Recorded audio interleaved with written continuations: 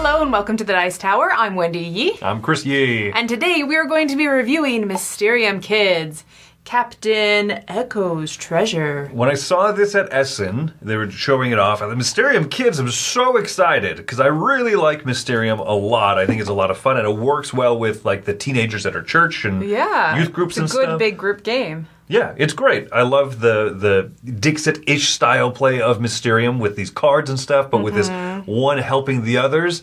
And so I was so excited about this one. Very excited. Then we opened it. Then it came with this. So this is Mysterium, the hand drum edition. That is actually a drum. I don't know if you can see it, but it's a drum.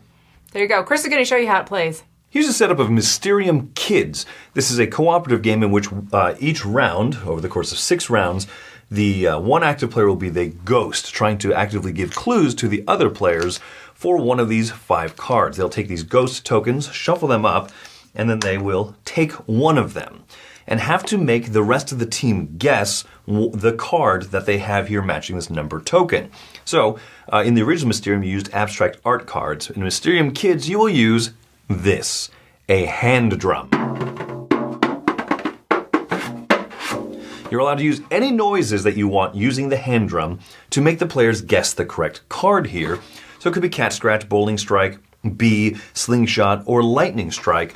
Normally, the other players would close their eyes. I'm going to do this off camera just so you get an experience of the audio clue and then try to guess what it is. Here we go. That's my audio clue there. Now you are going to try to be able to guess 1, 2, 3, 4, or 5. All right, kids, which is it going to be? Hola, Dora the Explorer. Here we go. If you guessed number 4, slingshot, then you're correct.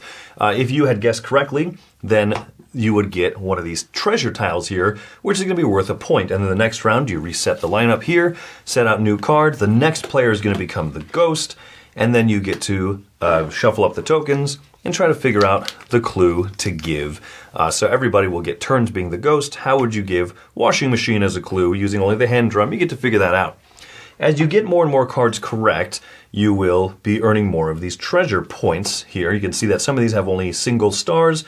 There are other ones here that have matching little treasure bonuses where you'll get an extra star for completing, for getting both sides of the crown. Completely due by luck, but exciting for kids nonetheless.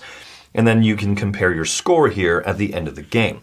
Now there's a variant backside here where you notice that there are a lot of rounds in which players will be getting 2 clues. They'll shuffle up these and have to look at 2 clues and make people guess 3 and 5, doing 1 clue at a time. You say first clue, boom, boom, boom. Second clue, or something like that, right?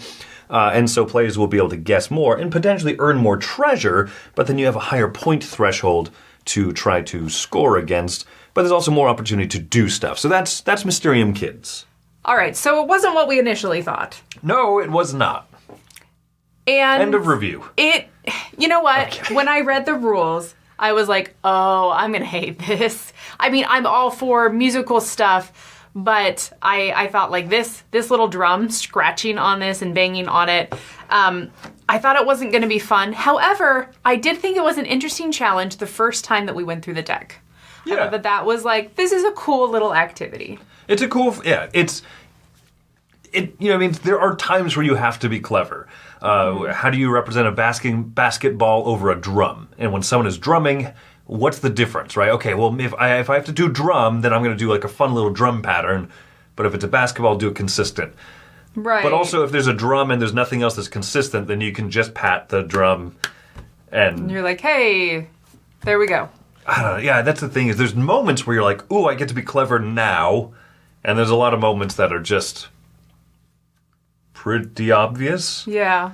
I do have to say that it was more fun when we played on the difficult side where you were trying to make 2 different sounds. I feel like it made it a little bit more interesting than just a single sound. Yeah, so they called this the easy side and the difficult side, and I would call this the not so fun side and the more fun side. Yeah, except that everyone should have 2 cards on it instead of 1. That's also befuddling to me. So if you're playing, say, 3 players like the 2 of us and our daughter, if you're the first and the third person, you don't get to do as many clues. Sorry. there's just a lot of weird decisions with this. There are. Also, I don't understand why it's in the Mysterium world at all. Like, the cards are not kooky and weird. They just look like pictures. Like, they're just cards of stuff. And so it disappointed me in that fact. If I was excited for more of that really cool artwork and making decisions based on how things look. I wanted it to be a little bit spooky, and it is barely there. The mansion looks cool. The components are great. The drum actually is, pretty solid. Like it'll withstand some whacking. And this is a kid's game, so the components should be good. But the scoring system is lucky and silly. The whole thing is basically not what I wanted it to be. So you have to review a game for what it is, not what you wanted it to be. But my goodness, talk about a big disappointment, a big deflating from the outside of the box to opening it up and then actually playing it. It still didn't. It impressed me more than I thought. If you had said, what rating would you give it after reading the rules? It would have been like a 3. I would have said, this is clearly like a 2. Yeah. This is not a game at all. Now, our daughter had a lot of fun, and she did ask to play it again the next day. But after about 2 days, I think she was done, and she had experienced all that there was to experience. After one day, Chris and I were done. We had experienced all that there was to experience. So I don't think that there's tons of replays that are going to be in this. I do, however, feel like this has a purpose, and it almost makes me think that it would fit better. Not almost. I guess it really does make me think it would fit better in like an ORF musical classroom. So basically that elementary musical classroom when you're learning about beats and kind of the feel of music and those kind of things, using these little snare drums is a very common tool that teachers will use for that. And so putting up some cards on the projector and saying, okay, someone come on up, use your drum, make some sounds, and the class will guess. I think that that could be a cool learning and teaching experience. So I think that there's good stuff in here. It just doesn't seem like it's right for a family setting.